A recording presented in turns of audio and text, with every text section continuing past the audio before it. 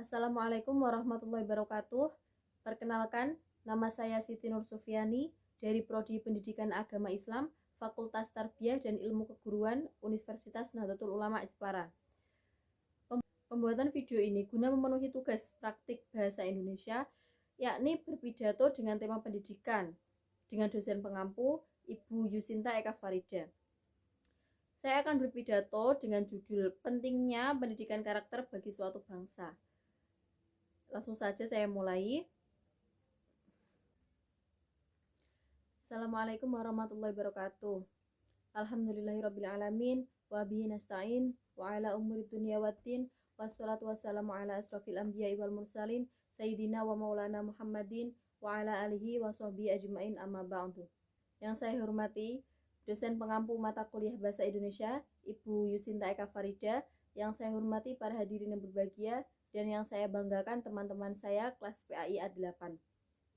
Mengapa pendidikan karakter itu penting bagi suatu bangsa?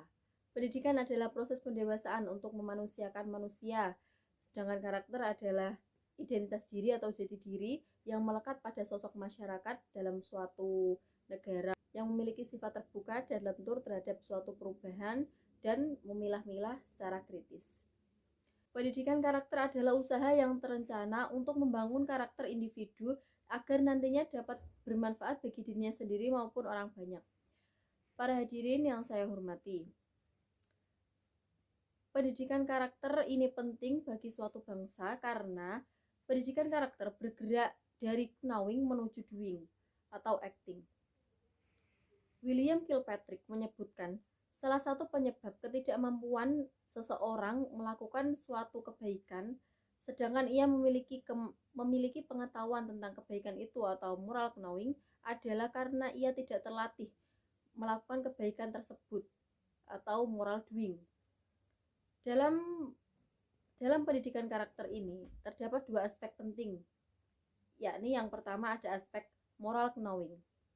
Moral knowing sendiri menjadi aspek pertama dan memiliki 6 unsur. Yang pertama ada kesadaran moral atau moral awareness. Lalu mengapa harus pendidikan karakter? Karena pendidikan karakter bergerak dari knowing menuju doing atau acting. Jadi dalam pendidikan karakter, peserta didik atau siswa tidak hanya diberikan ilmu pengetahuan, namun langsung penerapannya. Dalam aspek moral knowing ini terdapat 6 unsur, yakni yang pertama ada kesadaran moral atau moral awareness.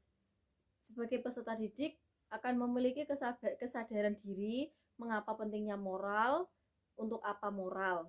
Yang kedua ada pengetahuan nilai-nilai moral.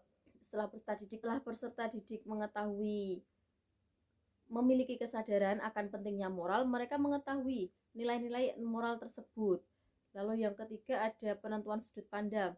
Setelah mereka mengetahui nilai-nilai moral tersebut, mereka mendapatkan sudut pandang untuk kedepannya. Mereka harus bagaimana tentang moral ini. Keempat ada logika moral.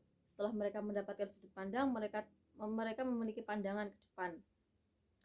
Lalu yang kelima ada keberanian mengambil sikap. Setelah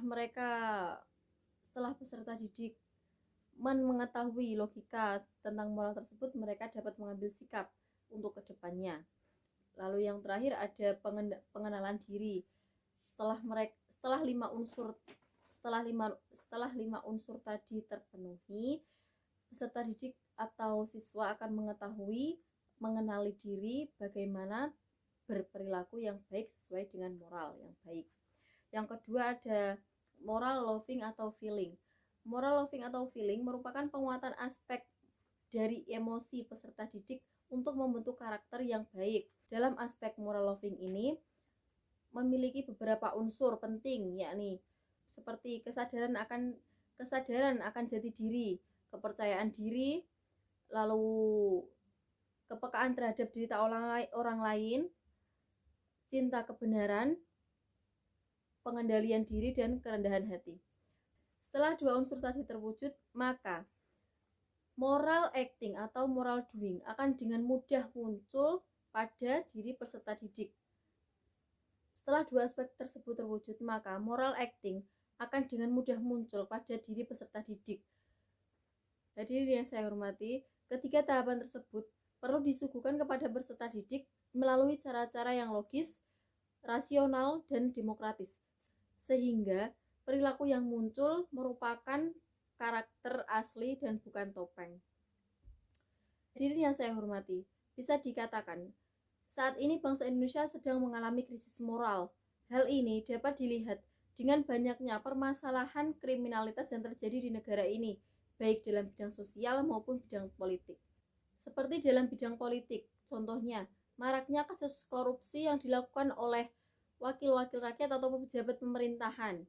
Lalu yang dalam bidang sosial, seperti banyaknya tindakan asusila yang dilakukan oleh generasi-generasi muda, seperti pelecehan seksual, pencabulan anak di bawah umur, pernikahan sesama jenis, dan pemerkosaan. Hal ini membuktikan bahwa bangsa Indonesia sedang mengalami krisis moral yang serius. Hal ini menandakan bahwa bangsa Indonesia sedang mengalami degradasi moral yang serius dan perlu adanya penanganan yang efektif untuk menyelesaikan masalah tersebut. Salah satu penyebab terjadinya degradasi moral adalah dampak dari globalisasi. Seperti contoh penggunaan gadget. Jika peserta didik dapat menggunakan gadget dengan baik dan bijak, maka mereka dengan mudah mendapatkan informasi mengenai ilmu pengetahuan, politik, ekonomi, dan lain sebagainya. Namun jika peserta didik salah menggunakan gadget, maka mereka akan terpengaruh. Hadirin yang saya hormati, karakter bangsa merupakan aspek penting dari kualitas sumber daya manusia. Karena kualitas karakter bangsa menentukan kemajuan suatu bangsa.